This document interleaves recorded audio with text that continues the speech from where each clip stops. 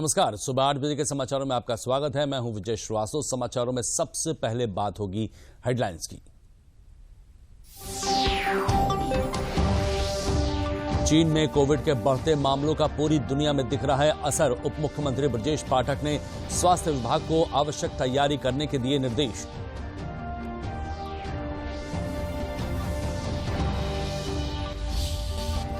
High court के निर्देश पर निकाय चुनाव पर आज तक रोक। ओबीसी आरक्षण मामले की याचिकाओं पर इलाहाबाद की लखनऊ खंडपीठ आज भी करेगी सुनवाई।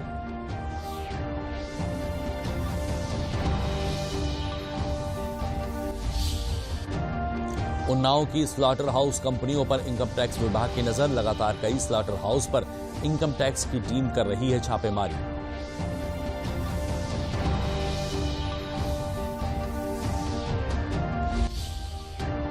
और उत्तर भारत में ठंड का कहर। प्रदेश ने ओढ़ी कोहरे की चादर। पारा गिरा नीचे। गरीबों को ठंड से बचाने के लिए सरकार ने रैन बसेरा और अलाव जलाने के दिए निर्देश।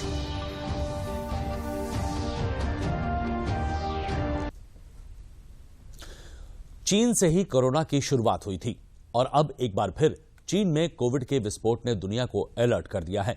कई देशों में कोरोना के मामले बढ़ रहे हैं। चीन समेत दुनिया के कई देशों में कोरोना के बढ़ते मामलों को देखते हुए केंद्रीय स्वास्थ्य मंत्री मनसुख मांडविया ने एक उच्च स्तरीय बैठक की। इसमें चीन और अन्य देशों में कोरोना की स्थिति को देखते हुए एहतियाती उपायों पर मंथन किया गया। केंद्र ने राज्यों को पॉजिटिव मामलों की जीनोम सीक्वेंसिंग का निर्देश भी दिया है।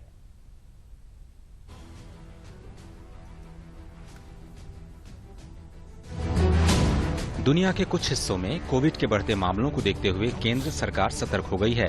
मंगलवार को राज्यों को परामर्श जारी करने के बाद बुधवार को केंद्रीय स्वास्थ्य मंत्री मनसुख मांडविया की अध्यक्षता में कोरोना महामारी की समीक्षा बैठक दिल्ली में हुई।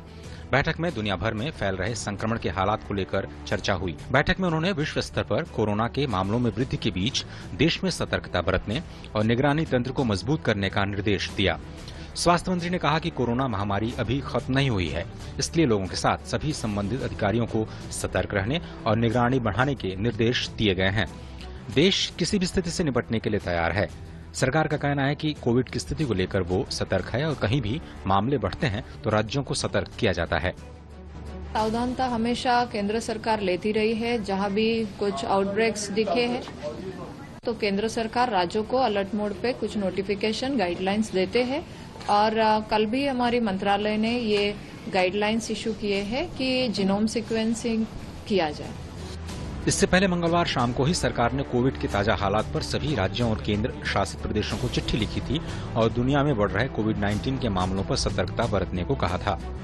केंद्रीय स्वास्थ्य सचिव राजेश भूषण ने चिट्ठी में सभी राज्यों से यह सुनिश्चित करने का अनुरोध किया कि जहां तक संभव हो सभी पॉजिटिव मामलों के नमूने दैनिक आधार पर जीनोम सीक्वेंसिंग के लिए भेजे जाएं। मंत्रालय ने राज्यों और केंद्र शासित प्रदेशों से इस साल जून में जारी की गई संशोधित निगरानी रणनीति का पालन करने को कहा है। कोविड नियंत्रण के लिए बनी तमाम सरकारी एजेंसियों के अधिकारियों का भी कहना है कि सरकार पूरी तरह से सतर्क और तैयार है और किसी को घबराने की जरूरत नहीं। हालांकि ये भी कहा गया है कि वायरस का जो वेरिएंट चीन में सक्रिय है उसके 4 मामले भी देश में हैं। एक वेरिएंट है BF7 जो कि कहा गया कि मीडिया रिपोर्ट्स में कहा जाता है कि वहां पे प्रेवलेंट है और हमारे इंसाकॉग सिस्टम ने वो 4 ऐसे डिटेक्ट किए हैं केसेस, जो 1 जुलाई में, 2 सितंबर में, 1 नवंबर में। तो हो सकता है उसकी प्रेजेंस देश में हो, लेकिन उसका कोई प्रभाव, दुष्प्रभाव तो देखने को बिल्कुल नहीं मिल रहा। हमारा स्वेज का सर्वेलेंस है, हॉस्पिटल्स में सर्वेलेंस है, वो भी बहुत जरूरी है कि कहीं अगर कोई नया वेरिएंट आता है जो चिंता का कारण बन सकता है तो तुरंत कार्रवाई की जा सके। इसमें घबराने की कोई जरूरत नहीं। सूत्रों के मुताबिक देश में अभी 10 अलग अलग कोरोना के वेरिएंट हैं। इसमें सबसे ताजा वेरिएंट BF7 है। फिलहाल देश में ओमिक्रॉन के अलग अलग वेरिएंट ही फैल रहे हैं। देश में आज भी डेल्टा वेरिएंट कहीं देखने को नहीं मिल रहा। इस बीच नीति आयोग के सदस्य डॉक्टर VK पॉल ने कहा, भीड़ भाड़ वाली जगहों पर मास्क का उपयोग किया जाना चाहिए। विशेषकर अधिक उम्र के लोग एवं गंभीर बीमारियों से ग्रसित लोगों को मास्क का जरूर उपयोग करना चाहिए। उन्होंने कहा कि देश में केवल 27-28% लोगों ने ही एहतियाती खुराक ली है। एहतियाती खुराक सभी के लिए जरूरी है, विशेष रूप से वरिष्ठ नागरिकों के लिए। हवाई अड्डों पर कोरोना नियमों पर सरकार ने कहा कि अभी तक विमानन के संबंध में कोई बदलाव नहीं किया गया है।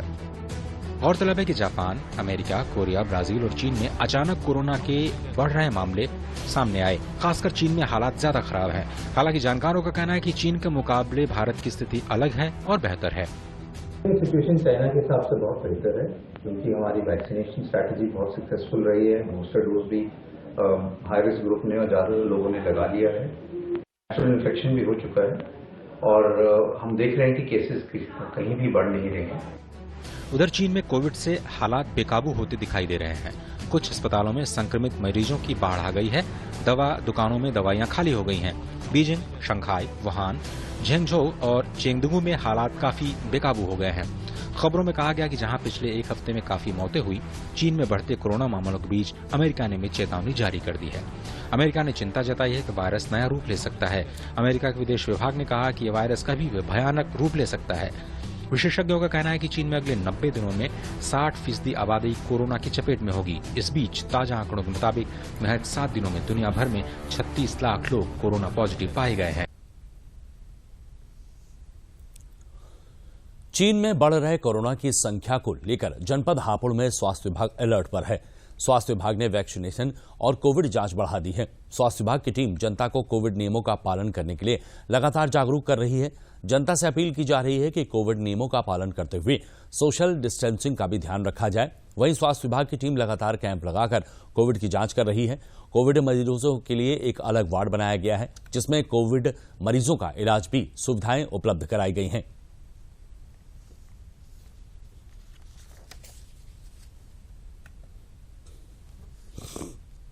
हमारे जैसे ही ये चाइना वाली हमारे पास खबर आई है तो शासन से भी निर्देश हमें प्राप्त हो चुके हैं।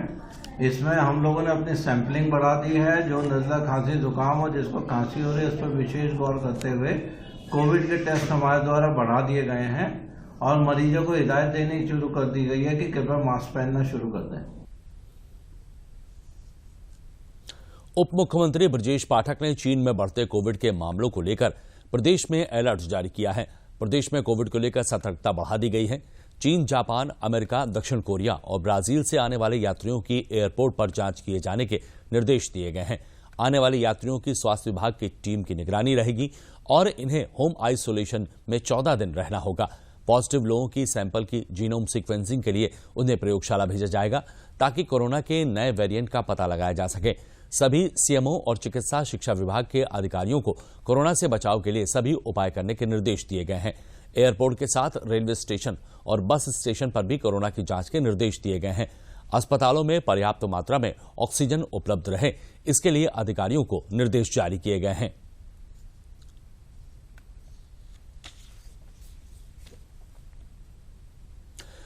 निकाय चुनाव में ओबीसी आरक्षण लागू किए जाने के मामले में इलाहाबाद हाईकोर्ट की लखनऊ पीठ में जनहित याचिकाओं पर आज सुनवाई होगी। समय की कमी के चलते बुधवार को सुनवाई नहीं हो पाने के कारण अधिसूचना जारी करने पर लगी रोक बृहस्पतिवार तक बढ़ा दी गई थी। बहस के दौरान बुधवार को याचिकाओं की ओर से दलील दी गई कि निकाय चुनाव में ओबीसी आरक्षण एक प्रकार का राजनीतिक आरक्षण है। इसका सामाजिक, आर्थिक और शैक्षणिक पिछड़ेपन से कोई लेना देना नहीं है। ऐसे में ओबीसी आरक्षण तय किए जाने से पहले सुप्रीम कोर्ट की दी गई व्यवस्था के तहत डेडिकेटेड कमेटी के द्वारा ट्रिपल टेस्ट कराना अनिवार्य है। आज इस मामले की सुनवाई जारी रहेगी।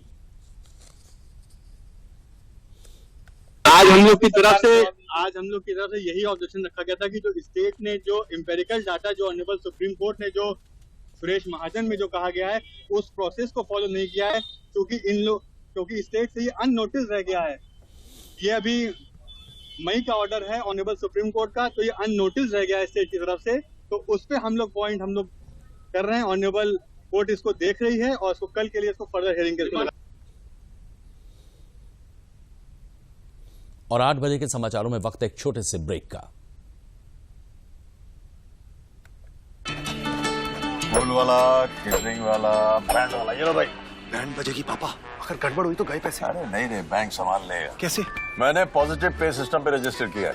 बैंक को चेक्स और बेनिफिशियरीज की जानकारी दे दी है। बैंक चेक करेगा, जांच करेगा, डिटेल्स मैच नहीं तो क्लियरेंस नहीं। अच्छा, लाइए मुझे दीजिए। फोटो वाला, लाइट वाला, मंडप वाला। आरबीआई कहता है जानकार बनिए, सतर्क रहिए। बिल्कुल सही कह रहे हैं। उन्नाव जनपद में कई बड़े स्लॉटर हाउस में 90 दिनों के अंदर 6 बार आईटी टीम ने अलग अलग स्थानों पर छापेमारी की है। रुस्तम स्लॉटर हाउस में आईटी टीम ने छापा मारा है। अधिकारियों और कर्मचारियों के मोबाइल फोन टीम ने जब्त किए हैं। ये छापेमारी रात तक जारी थी। टीम ने कंपनी के सभी गेट बंद करवाकर छानबीन शुरू की। इनकम टैक्स की टीम को टैक्स चोरी में क्या मिला, इसकी पुष्टि नहीं हो पाई है। इससे पहले भी एओवी ग्रुप और एमएचए ग्रुप पर इनकम टैक्स की छापेमारी कर चुकी है और लगातार 72 घंटे तक कंपनी में जांच चलती रही है। इनकम टैक्स की टीम पुख्ता सूचना के आधार पर छापेमारी करती है। स्लॉटर हाउस में टैक्स चोरी को लेकर मिले इनपुट के आधार पर यह छापेमारी की गई है, जो अलग अलग कंपनियों में अनवरत जारी है।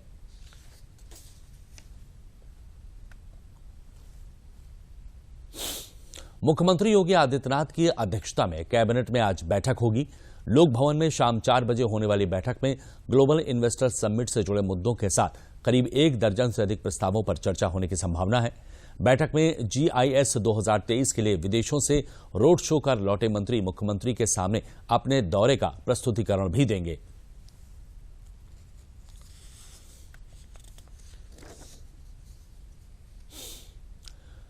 योगी सरकार अपराध और भ्रष्टाचार में लिप्त सभी लोगों के खिलाफ समान कार्रवाई कर रही है। रायबरेली जनपद में रानी लक्ष्मीबाई महिला सम्मान योजना में फर्जी वारा कर धन निकालने के मामले में कार्रवाई करते हुए जिला प्रोबेशन अधिकारी और संबंधित लिपिक के खिलाफ मुकदमा दर्ज कराया गया है। दुष्कर्म पीड़िता के नाम से आई हुई रकम को अधिकारी और लिपिक ने बंदरबाट करके निकाल लिया था।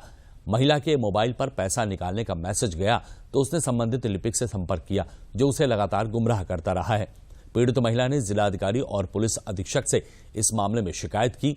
जांच में मामला सही पाए जाने पर जिला प्रोबेशन अधिकारी जयपाल वर्मा और लिपिक राजेश श्रीवास्तव के खिलाफ मुकदमा दर्ज कर लिया गया है।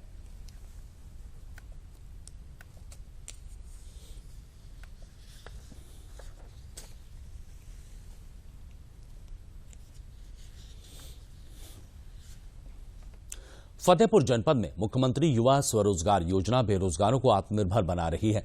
जनपद में कई लाभार्थी इस योजना का लाभ लेकर अपनी आर्थिक स्थिति मजबूत कर रहे हैं। सिविल लाइन निवासी शालिनी मौर्य ने इस योजना के तहत अपना व्यवसाय स्थापित किया। लाभार्थी ने बीटेक की पढ़ाई करने के बाद नौकरी की, आस पास छोड़कर अपना रोजगार स्थापित किया। पूंजी की कमी बैंक ने दूर की और 20 लाख रुपए का ऋण इन्हें प्रदान किया गया। आज ये इंटीरियर और एक्सटीरियर वुड कार्विंग वर्क की मशीनें लगाकर अपना व्यवसाय कर रही हैं और अन्य लोगों को रोजगार के अवसर प्रदान कर रही हैं।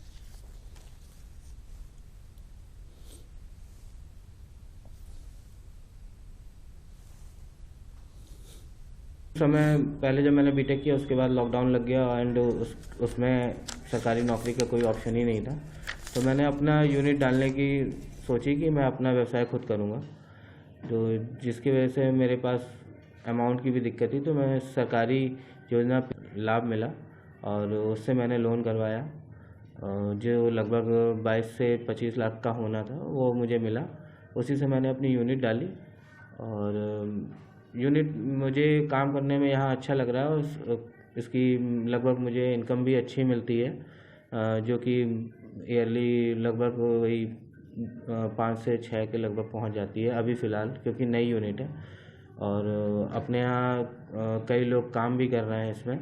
यहाँ पे अभी 3-4 महीने हुए हैं काम करते हुए और यहाँ पे जो कटिंग होती है उसकी ग्राफिक डिज़ाइन होती है पहले सॉफ्टवेयर पे, फिर उसके बाद मशीन पे जाती है और फिर कटिंग होती है। तो ये काम करता हूँ मैं और कहीं ना कहीं मुझे यहीं जनपद पे रोज़गार मिला है। माननीय मुख्यमंत्री जी की अति महत्वाकांक्षी योजना मुख्यमंत्री युवा स्वरोजगार योजना के अंतर्गत जनपद में MSME सेक्टर से संबंधित उद्योगों की स्थापना का लक्ष्य सरकार द्वारा निर्धारित किया गया है। इसके अंतर्गत वर्तमान वित्तीय वर्ष में 31 उद्यमियों को 104 लाख मार्जिन मनी की वित्तीय सहायता बैंकों के माध्यम से कराई जा चुकी है और इसके अंतर्गत अपने जनपद में सिविल लाइंस में शालिनी मौर्य जी ने बहुत ही खूबसूरत उद्यम की स्थापना की, जिसमें कि वुड कार्विंग का कार्य किया जाता है तथा अत्याधुनिक मशीनों के द्वारा वो किसी भी छवि को उसका पृष्ठांकन उसी रूप में आधुनिक तकनीक के प्रयोग करते हुए इसको लेज़र कटिंग के माध्यम से लकड़ी के ऊपर बहुत खूबसूरत तरीके से कर देते हैं। बरेली जिले के 66 गांव केंद्र सरकार की प्रधानमंत्री अजय अभ्युदय योजना के तहत रोशन होंगे। इन गांवों में इस योजना के तहत विकास कार्य कराए जाएंगे। योजना के तहत चयनित सभी गांव अनुसूचित जाति बाहुल्य ग्राम हैं, इसलिए इन गांवों में मूलभूत सुविधाओं को सुनिश्चित करने के लिए ये योजना शुरू की गई है। योजना में जिले को 4 करोड़ रुपए का अनुदान दिया जाएगा और प्रति गांव 20 लाख का अनुदान देने का प्रावधान है।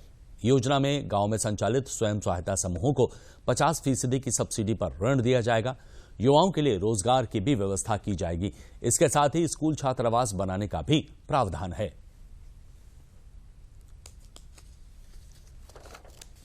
जो पीएम अजय योजना है, प्रधानमंत्री अनुसूचित जाति अभ्युदय योजना का पूरा नाम है। ये भारत सरकार के द्वारा चलाई जा रही योजना है। इसके अंतर्गत जितने भी ऐसे गांव हैं जो मूल रूप से अनुसूचित जाति बाहुल्य गांव हैं, तो उनके सामाजिक अपलिफ्टमेंट, जो उनका समावेश करना है, उनका विकास करना है, तो उन्हीं के मुद्दों से रिलेटेड ये योजना भारत सरकार द्वारा काफ़ी समय से चलाई जा रही है। उसमें ऐसे गांवों का चयन किया जाता है जो गांव में अनुसूचित जाति की जनसंख्या ज़्यादा है। वहां पर फिर प्रधानमंत्री आदर्श ग्राम योजना के तहत हो या फिर अन्य प्रोजेक्ट्स के माध्यम से वहां पर लोगों को अपलिफ्ट करने का प्रयास किया।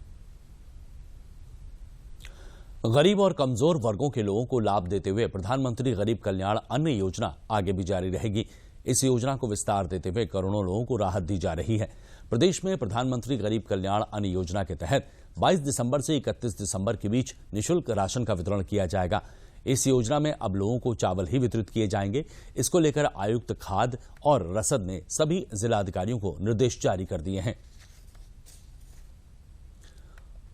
और बुलेटिन में वक्त है एक छोटे से ब्रेक का।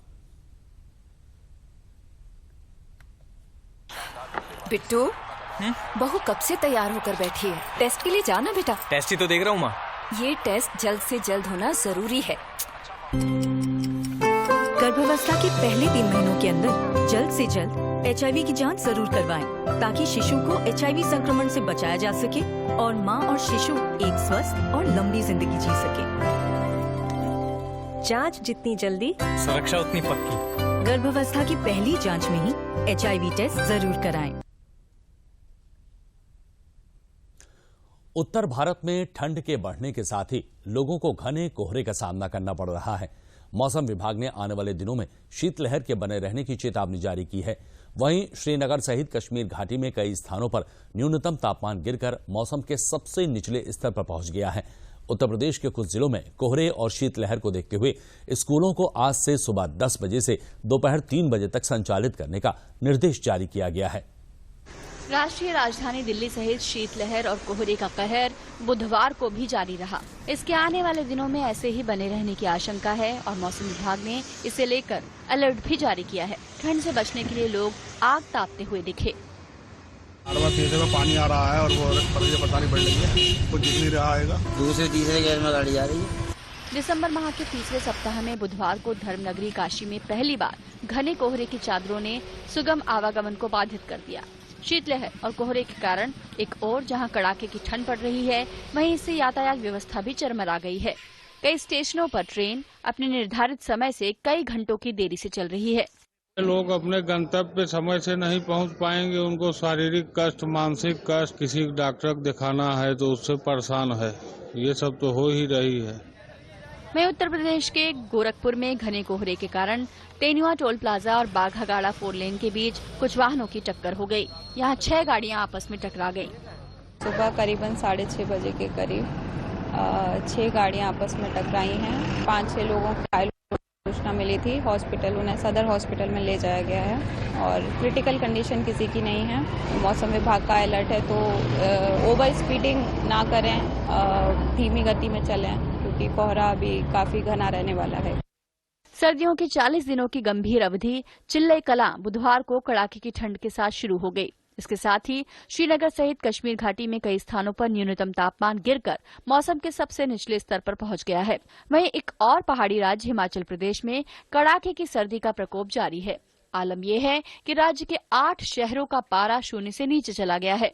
मौसम विभाग के अनुसार आने वाले दिनों में ठंड और बढ़ेगी। उच्च पर्वतीय इलाकों में क्रिसमस के दिन 25 दिसंबर को बर्फ गिरने का अनुमान है। पश्चिम बंगाल की राजधानी कोलकाता समेत राज्य के अन्य हिस्सों में ठंड और अधिक बढ़ गई है। मौसम विभाग ने बुधवार को जारी अपने बयान में कहा कि राजधानी कोलकाता में न्यूनतम तापमान गिरकर 15.1 डिग्री सेल्सियस पर पहुंच गया है, जो अब तक का सबसे कम तापमान है। अधिकतम तापमान भी महज 26.5 डिग्री सेल्सियस रिकॉर्ड किया गया है, जो सामान्य है। बिहार की राजधानी पटना में तापमान में गिरावट और शीतलहर जारी है। यहाँ सुबह के समय घना कोहरा देखने को मिला। अटारी वाघा सीमा पर घना कोहरा और शीतलहर जारी है। कड़ाके की ठंड में बीएसएफ के जवान अंतर्राष्ट्रीय सीमा पर लगी फेंस पर लगातार पेट्रोलिंग कर रहे हैं।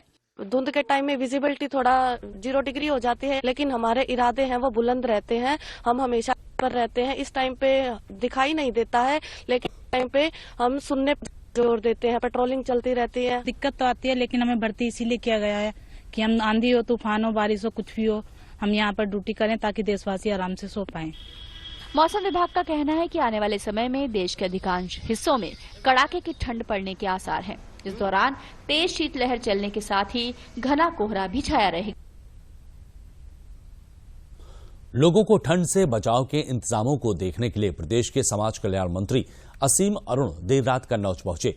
इस दौरान मंत्री ने सदर तहसील परिसर में गरीबों को कंबल बांटे। मंत्री असीम अरुण ने कहा कि प्रदेश सरकार लोगों को ठंड से बचाने के लिए हर जरूरी इंतजाम कर रही है। रैन बसेरों के साथ ही वृद्धाश्रम में भी ठंड से बचाव की व्यवस्था की जा रही है।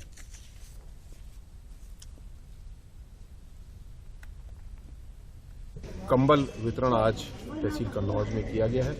ये तो एक छोटा उपाय है। इसके अलावा रैन बसेरे ऐसे पूरे कन्नौज जनपद में 11 बनाए गए हैं। रेलवे स्टेशन, बस स्टेशन आदि के आसपास में, अस्पताल के दोनों के साथ में। और इसके साथ साथ जो समाज कल्याण विभाग द्वारा संचालित वृद्धाश्रम है, उसमें लगभग 100 लोगों के रहने की व्यवस्था अभी हमने की है। और ऐसे लोग जो परिवार के साथ नहीं हैं, अकेले हैं, उनको वो चाहे तो लंबे समय तक और चाहे तो 2-3 महीने सर्दी के लिए आकर के रुक सकते हैं। ऐसे लोगों को हम लोग चिन्हित भी किया है, अनुरोध भी किया है और उनको सरकारी राजकीय वृद्धाश्रम में उनको हम लोग जगह दें। जनपद बलरामपुर में मुख्यमंत्री योगी आदित्यनाथ के निर्देश पर गरीबों और कमजोरों के लिए कंबल वितरण और रैन बसेरे की व्यवस्था की गई है। जनपद की तीनों तहसीलों में 67 स्थानों पर अलाव की व्यवस्था की गई है। रैन बसेरे पर कर्मचारियों की ड्यूटी लगाई गई है। रुकने की व्यवस्था और साफ सफाई के लिए कर्मचारी यहां देखरेख कर रहे हैं। जिलाधिकारी ने रैन बसेरे और गौ आश्रय केंद्रों का निरीक्षण किया है। वेदरा आश्रम में जाकर अपर जिलाधिकारी के नेतृत्व में कंबल वितरण किया गया है। जिलाधिकारी ने तीनों तहसीलों में सार्वजनिक स्थानों पर अलाव जलाने और जरूरतमंदों को कंबल वितरण करने के निर्देश दिए हैं, जिससे ठंड के प्रकोप से लोगों को बचाया जा सके।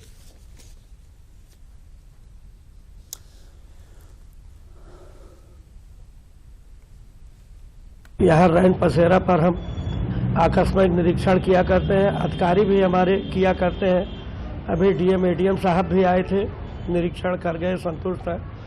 यहाँ पर असहाय निर्बल गरीब व्यक्तियों के लिए ठहरने की पूरी व्यवस्था है 24 घंटे। यहाँ रजाई, गद्दा, तकिया, बेड सब लगवा दिया गया है। महिलाओं के लिए अलग व्यवस्था रूम की गई है। अलाव भी जल रहा है। नीचे नहाने और शौचालय के लिए फ्री व्यवस्था है। नगर में कई जगह अलाव जलवाए जा रहे हैं। यहाँ पे रजाई है, गद्दा है, चद्दर है, रहने की पूरी व्यवस्था की गई है। जो है बाकी जो भी कोई आता है उसका आधार कार्ड, पैन कार्ड का नंबर ले लिया जाता है, एड्रेस पता ले लिया जाता है, उसको सारी सुविधा दे करके उसको यहाँ रहने की व्यवस्था की जाती है। पूरे जनपद में जो अलावों की व्यवस्था है वो की जा रही है। आज के डेट में करीबन 77 जगह अलाव की व्यवस्था अलग अलग तहसीलों में की जा रही है। इसके अलावा जो कंबल वितरण का कार्यक्रम था वो भी हमने कल से यहाँ पे प्रारंभ कर दिया गया है। जो भी नीडी लोग हैं उनका सूची बन करके राजस्व की टीमों के द्वारा कंबल वितरण का कार्यक्रम कराया जा रहा है। इसके अलावा जो भी यहाँ पे कोल्ड वेव से अफेक्टेड लोग हैं उनके और या जो भी लोग बाहर सो रहे हैं उनके लिए रैन बसेरों की व्यवस्थाएं हर तहसील में कराई गई है। अभी ये कल रैन बसेरे का इंस्पेक्शन हमने भी बलरामपुर सदर तहसील में किया गया और वहाँ पे पर्याप्त संख्या में बेड हैं, लोगों के लिए बिस्तर वहाँ पे लगाए गए हैं, रजाई गद्दे, अलाव, शौचालय, प्रकाश की व्यवस्था सारी वहाँ पे कराई गई। प्रदेश में सर्दी को देखते हुए स्कूलों की समय सारणी में भी बदलाव किया गया है। लखनऊ में 31 दिसंबर तक कक्षा 1 से 8 तक के समस्त विद्यालय सुबह 10 से दोपहर 3 बजे तक खुलेंगे। जिलाधिकारी लखनऊ ने इस संबंध में आदेश भी जारी किया है।